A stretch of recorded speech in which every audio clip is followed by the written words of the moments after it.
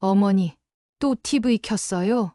며느리의 차가운 목소리가 현관에서 들려온 그 순간, 저는 리모컨을 쥔 채 얼어붙고 말았습니다. 여러분, 안녕하세요. 오늘은 제가 최근에 겪은 정말 마음 아팠던 이야기를 들려드리려고 합니다. 손주를 사랑하는 마음은 누구보다 큰데 그 방법을 두고 며느리와 부딪혔던 순간들이요. 혹시 여러분도 비슷한 경험 있으신가요? 그렇다면 오늘 영상이 큰 위로가 될 거예요. 영상 끝까지 봐주시고 공감되셨다면 좋아요와 구독 부탁드립니다. 그리고 댓글로 여러분의 이야기도 나눠주세요. 그럼 시작하겠습니다. 요즘 제 하루는 손주로 시작해서 손주로 끝납니다. 아침 8시, 며느리가 출근하면서 아이를 데려오는 순간부터 저녁 7시까지 제 삶의 중심은 오롯이 5살 손주예요. 처음엔 일주일에 한두 번이었는데 어느새 평일 내내 보게 됐죠. 엄마, 미안해요. 어린이집이 방학이라서요. 며느리의 미안한 표정을 보면 저도 뭐라 할 수가 없었어요. 맞벌이 하느라 얼마나 고생하는데요. 제가 건강하고 시간 있을 때 도와줘야죠. 하지만 솔직히 말하면 쉽지 않았습니다. 5살 아이라는 게 정말 한시도 눈을 뗄 수가 없어요. 아침부터 할머니 물 줘, 할머니 화장실, 할머니 이거 뭐야를 반복하다 보면 어느새 점심시간이에요. 점심을 차려주고 나면 또 놀아달라고 조르죠. 할머니, 같이 놀자. 처음엔 신나게 놀아줬어요. 블록도 쌓아주고, 그림도 그려주고, 숨바꼭질도 하고요.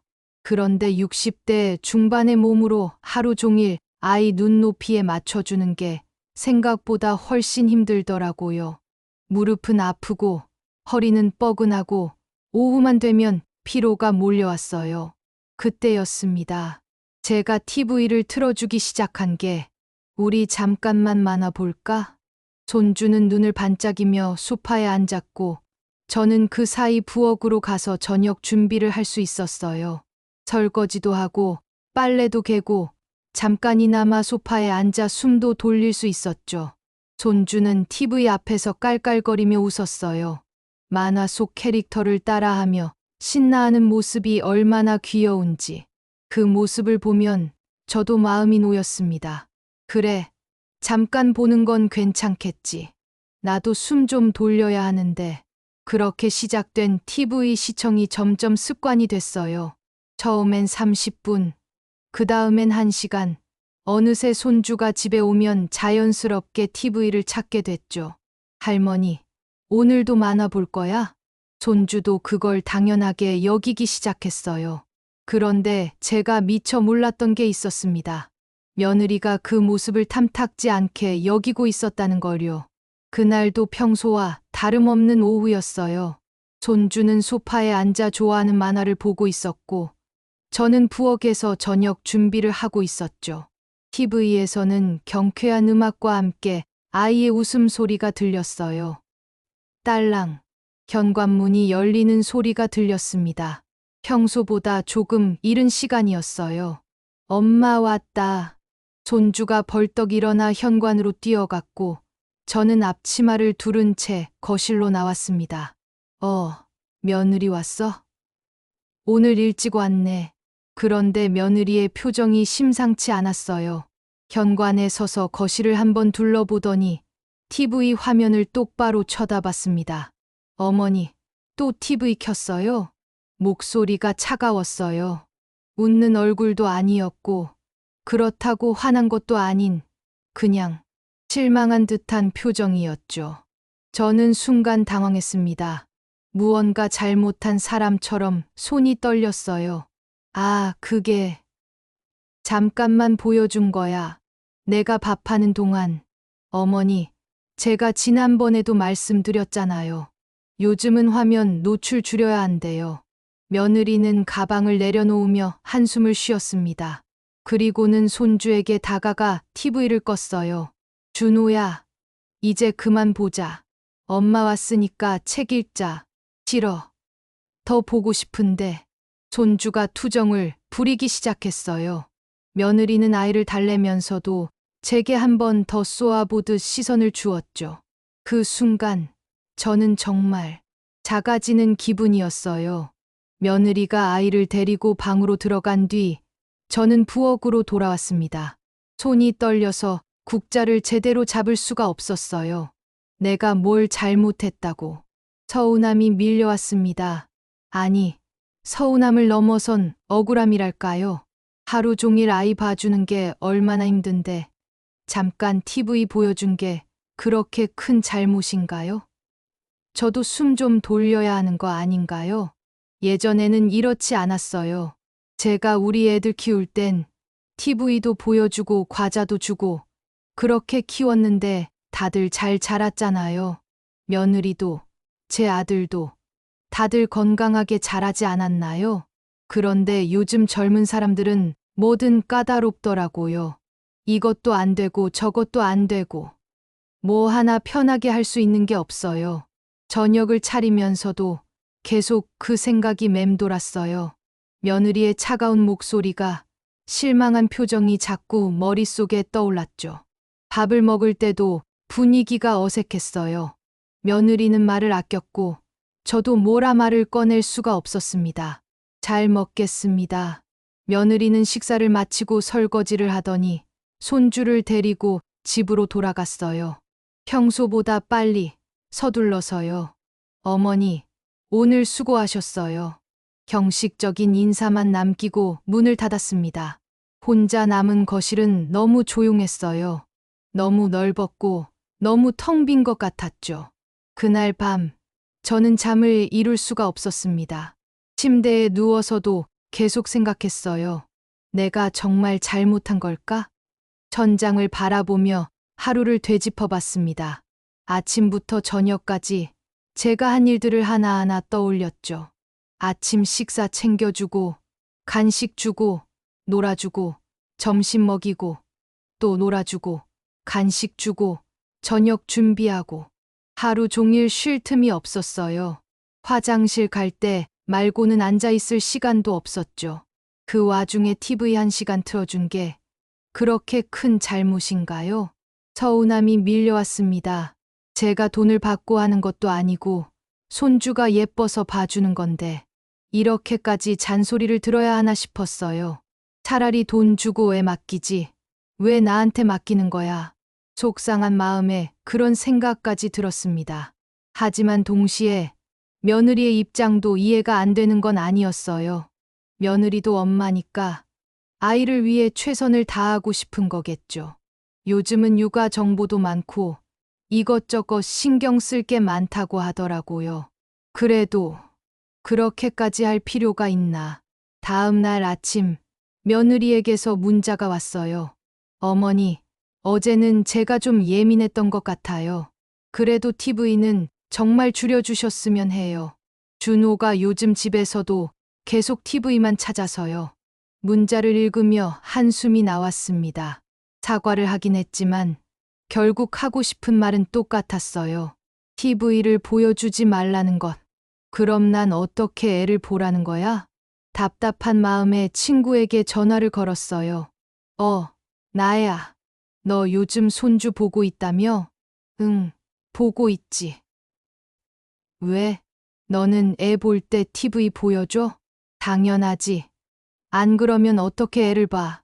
나도 사람인데 쉴 시간이 있어야지. 친구의 말에 조금 위안이 됐어요. 그치? 나만 그런 게 아니구나. 그런데 왜? 며느리가 뭐라고 했어? 응, TV 좀 그만 보여주래. 아이고, 요즘 젊은 사람들 까다로워. 우리 때는 안 그랬는데 말이야. 친구와 통화를 하고 나니 조금 마음이 풀렸어요. 제가 이상한 게 아니라 다른 할머니들도 다 비슷한 상황이구나 싶었죠. 하지만 그날 오후 손주를 보면서 또 다른 생각이 들었습니다. 할머니, 오늘은 TV 보면 안 돼? 손주가 제 무릎에 앉아서 물었어요. 초롱초롱한 눈으로 저를 쳐다보며요. 그 순간 말문이 막혔습니다. 손주의 얼굴을 보니까 문득 이런 생각이 들었어요. 내가 정말 손주를 위해서 TV를 틀어주는 걸까? 아니면 내가 편하려고 틀어주는 걸까? 솔직히 말하면 후자였어요. TV를 틀어주면 손주는 조용히 앉아 있고 저는 제 할 일을 할 수 있었으니까요. 손주를 위한 게 아니라 제가 편하려고 한 거였죠. 그 깨달음이 가슴을 찔렀습니다. 그래, 며느리 말이 맞을지도 몰라. 내가 시대를 못 따라가는 걸까? 예전에는 TV를 보는 게 당연했어요. 우리 애들도 그렇게 키웠고 다들 잘 자랐으니까요. 하지만 세상이 변했잖아요. 요즘은 스마트폰도 있고 태블릿도 있고 화면이 넘쳐나는 세상이에요. 그러니 어릴 때부터 조절하는 법을 가르쳐야 한다는 며느리의 말도 일리가 있었습니다. 그날 저녁 결심했어요. 며느리와 제대로 얘기해 봐야겠다고. 며느리가 손주를 데리러 왔을 때 저는 용기를 냈습니다. 며느리, 잠깐 앉아볼래? 우리 얘기 좀 하자. 며느리는 조금 놀란 표정이었지만 소파에 앉았어요. 손주는 방에서 장난감을 가지고 놀고 있었죠. 무슨 일이세요? 며느리의 목소리에 긴장이 묻어났어요. 저는 한숨을 크게 쉬고 솔직하게 말했습니다. 나도 애 보는 게 쉽진 않다. 솔직히 말하면 정말 힘들어. 하루 종일 아이 눈높이에 맞춰서 놀아주고 밥 먹이고 돌보는 게 60대 몸으로는 버거워. 허리도 아프고 무릎도 아프고. 며느리가 미안한 표정을 지었어요. 어머니, 그래서 잠깐 TV를 틀어주는 거야. 그 사이에 내가 숨 좀 돌리고 집안일도 하고 그러려고 한 건데 목소리가 떨렸어요. 말을 하다 보니 눈물이 날 것 같았죠. 나도 손주가 소중한 거 알아. 근데 내가 쓰러지면 누가 애를 봐? 그것도 걱정되고. 며느리는 한참을 말없이 앉아 있었어요. 그러더니 천천히 입을 열었습니다. 어머니, 제가 어머니 입장을 생각 못했어요. 저도 평일에 아이 돌보는 게 얼마나 힘든지 알아요. 주말에 제가 하루 종일 보면 정말 녹초가 되거든요. 그걸 어머니가 매일 해주시는데 며느리의 눈에도 눈물이 맺혔습니다. 그런데 저는 그냥 준호가 TV만 찾는 게 걱정됐어요. 집에 와서도 TV 켜달라고 하고 안 켜주면 떼쓰고. 그랬구나. 요즘 육아서나 전문가들이 하는 얘기가 어릴 때 화면 노출이 많으면 집중력이나 발달에 안 좋다고 하더라고요. 그래서 더 예민했나 봐요. 며느리의 말을 듣고 보니 그 마음도 이해가 됐어요. 엄마로서 아이에게 최선을 다하고 싶은 마음, 저도 겪어봤으니까요. 그래, 내 마음도 이해해. 엄마니까 당연히 그렇겠지. 잠시 침묵이 흘렀습니다. 그러다 며느리가 먼저 말을 꺼냈어요. 어머니, 그럼 이렇게 하면 어떨까요? TV를 아예 안 보여주시는 건 무리인 것 같으니까. 시간을 정해보는 거예요. 시간? 네, 하루 30분 정도만. 그리고 어머니가 정말 힘드실 때만 틀어주시고, 나머지 시간에는 제가 다른 방법을 알려드릴게요. 며느리는 스마트폰을 꺼내 보여줬어요. 요즘은 오디오북이라는 게 있어요.